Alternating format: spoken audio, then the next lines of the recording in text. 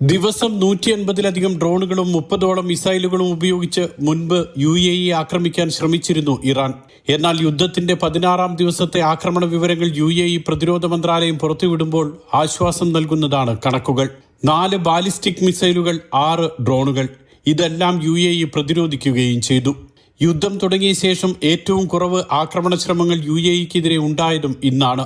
അതേസമയം ഇറാനിൽ നിന്നും നിരവധി ഡ്രോൺ ആക്രമണങ്ങളാണ് കുവൈറ്റ് അന്താരാഷ്ട്ര വിമാനത്താവളത്തിന് നേരെ ഉണ്ടായത്. ആക്രമണം പ്രതിരോധിക്കുന്നതിനിടെ അവശിഷ്ടം വീണ് റഡാർ സംവിധാനം തകരാറിലായി. 5 ഡ്രോണുകൾ വെടിവെച്ചിട്ടതായി കുവൈറ്റ് പ്രതിരോധ മന്ത്രാലയം അറിയിച്ചു. സംഘർഷത്തിന്റെ പശ്ചാത്തലത്തിൽ സൗദി അറേബ്യയിലും ബഹ്റൈനിലുമായി നടക്കേണ്ട ഫോർമുല 1 കാറോട്ട മത്സരങ്ങൾ റദ്ദാക്കി. സുരക്ഷാ കാര്യങ്ങൾ വിലയിരുത്തിയാണ് തീരുമാനമെന്ന് ഗ്രാൻഡ് പ്രീ മത്സരങ്ങളുടെ സംഘാടകരായ F1 അക്കാദമി അറിയിച്ചു. ഇറാന്റെ ആക്രമണ ശ്രമം പരാജയപ്പെടുത്തിയെന്നും 6 മിസൈലുകളും 9 ഡ്രോണുകളും വെടിവെച്ച് വീഴ്ത്തിയെന്നും സൗദി അറേബ്യ അറിയിച്ചു. അൽഖർജ് വ്യോമത്താവളം ലക്ഷ്യമിട്ടായിരുന്നു സൗദിയിലെ പ്രധാന ആക്രമണങ്ങൾ. Mathrubhumi news, Dubai.